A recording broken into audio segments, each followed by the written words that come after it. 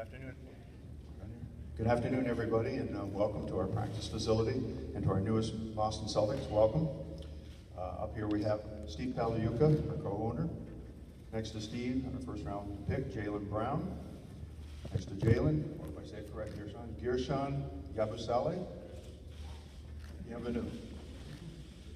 Next to Guershon, Bentil.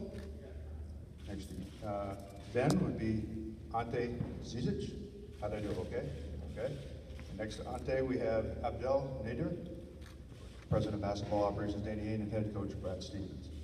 Danny, I will open it up to you first, and also welcome to the people who were with all the players here. Welcome, thank you, aboard, and congratulations. Welcome aboard. Danny, over to you. Well, this is sort of a quick turnaround from last night. Hope y'all got some good sleep last night. Amanda, to see you smiling today. You were a little tired last night. And were you there last night? Yeah. Oh, I didn't see you there. Yeah, I was just gonna let you been sleeping. Oh, okay. Okay. We are very excited to present these guys to you. Felt like we had a great night last night and an excellent step in the right direction in adding these guys to our franchise. There's good stories involving each of them that someday we'll get to tell. And I'd like to turn some time over to Brad, and he has anything to say. Well, we're excited, obviously, about these 5 guys and Demetrius, who couldn't be here today. I think the biggest thing as you go into any given night, especially as you're looking at putting a roster together from a coaching standpoint, is making progress and adding value and some needs on your team. And one of the things that we've talked about a lot in the past couple of times we've all been together is the need for increased versatility. There's a lot of versatile guys up here sitting in front of you. There's a lot of guys that can do a lot of different things. Again, like Danny said, the ability, I won't go into them individually because that would take a long time with all the picks we have, again, these 5 plus Demetrius. But certainly, we're excited about what they bring to the table. We're excited about the uniqueness that they have as individuals. And we're excited about the character of each of them and what they bring from that standpoint as well, and adding value to this organization and adding value to our team. Thank you, Danny. Thank you, Coach and gentlemen. Taylor and Heather will have microphones on both sides. Please just raise your hand. We'll pass the microphone around after the press conference. We'll have a couple different stations we'll go to. One at Comcast, one at Celtics.com. Excuse me, over my shoulder here, what we do for post-practice. Jeff, before luncheon, I just wanted to say that this was a record draft in the NBA with 8 players, and I want to compliment our staff, Danny and the entire staff, Wick and myself, for all the hard work that went into this. I think they had a record number of workouts here, a record number of players to look at, and we're just very excited about the group that's coming in. So thank you guys, and we're really excited for you guys to be here.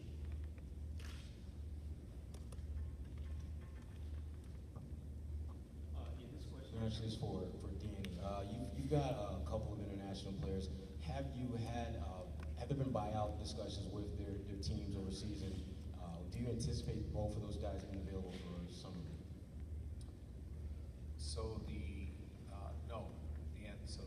It's complicated, but yes, we've had initial discussions with their representatives, and we have not concluded anything yet. We're still in that discussion, and I'm not sure on something. And just a follow-up, by taking a couple of international players in the first round, could you just talk about just the thought process that went into those decisions? Well, I mean, first of all, the reason that these 2 guys here, where Guershon and Ante we drafted them is because they're good players, and the fact that they have, people that want them on their teams on the international top level competition just tells you how good players they are. They can easily find jobs overseas at the top level. That they've earned that reputation. They're both very, very productive. Guershon was very productive on the pro French A-League this year, and Ante was incredible rebounder and scorer in the Croatian League, Adriatic League. So those guys are wanted players, and that's why we drafted them. Now we're trying to figure out the best way that they can best help us and for their development. And we're working with the representatives on figuring out that plan.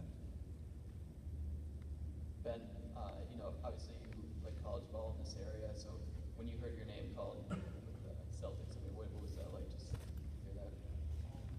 It was a relief, you know, it's like I'm back home, you know, when Celtics call my number, finally I'm going to be home, and not going that far away from where I play ball, so it was definitely exciting for me.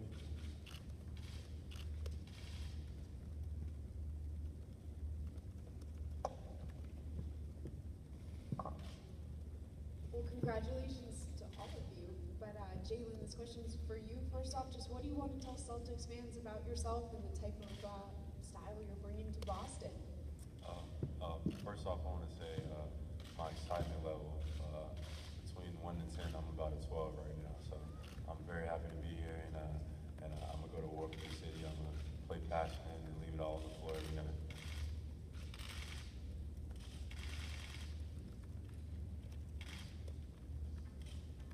This question is for Brad. You've had lots of different combinations, variations of different talent that you've had to work with. But the volume that you have before you, talk a little about just the pros and cons of having so many different types of players to really try to kind of mold together into a team moving forward.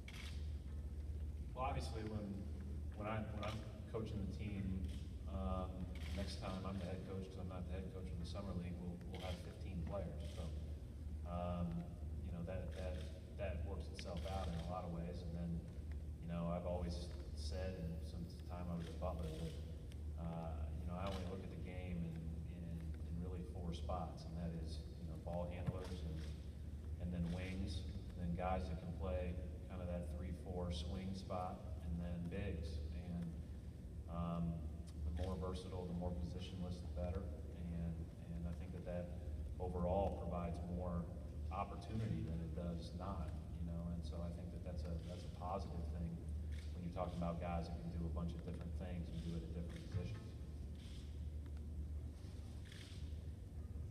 Hey, Jaylen, over here to your right, in the back. What's up? The Wednesday and Thursday after you were drafted and before you were drafted, you mentioned Harvard and MIT and the importance of education to you. That's not normally something that we hear from a prospect the day before the biggest day of their life. Why is education such an important aspect of your life?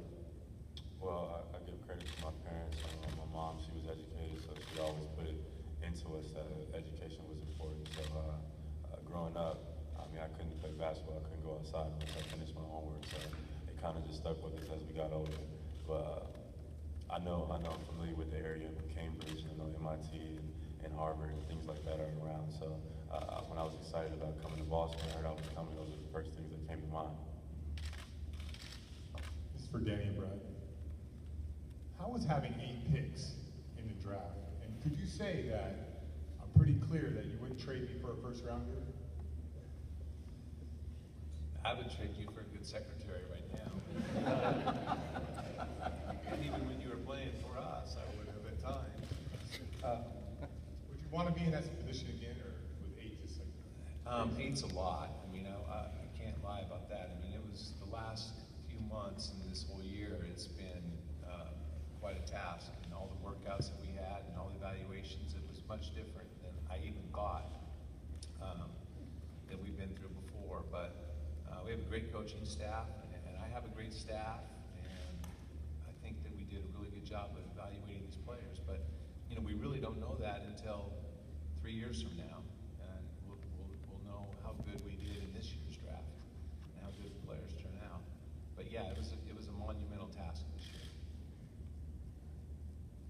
I don't really have anything to add other than, you know, I think the one thing with getting a chance to see all these guys come through, it helped expedite, you know, the coaching staff's learning curve, because you're not watching specifically college games and or international games all year long during your season. So to have a lot of these guys through, but then to also know some of the guys that we were looking at that were not able to come, certainly from the international perspective, was really helpful, really beneficial.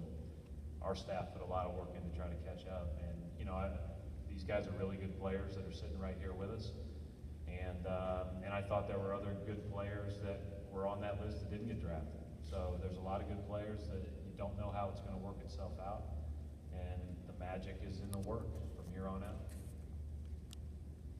Maybe just the thoughts start with Jaylen and all 5 players down. Just when I say the words Boston Celtics, what kind of goes through your mind and what comes to your mind? Tradition, history, winning, legacy. You think of a long line of great players and great coaches, etc., that set the foundation for a winning program. Winning championship, great team, great fan, big gym, great people, and great player too.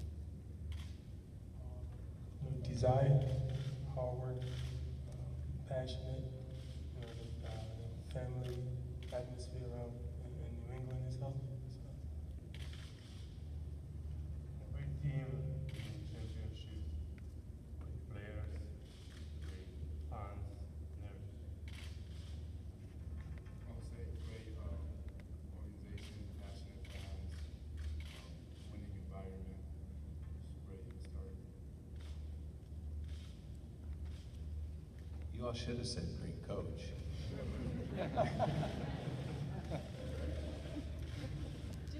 They got some learning to do.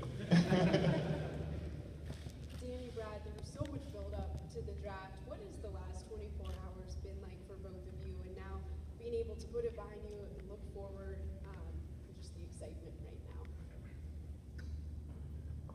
You know, I'm not probably the one to ask about that because my phone doesn't ring, you know, but I saw these guys, I saw Danny on his phone for 4 straight days, I saw Mike Zarin on his phone for 4 straight days, Austin, Ainge, et cetera, et cetera. I mean, I think that's, you know, our job as a staff is to, again, try to get as caught up as we can on learning so that we can have, when asked about having an opinion, we can have an opinion that, you know, it makes some sense.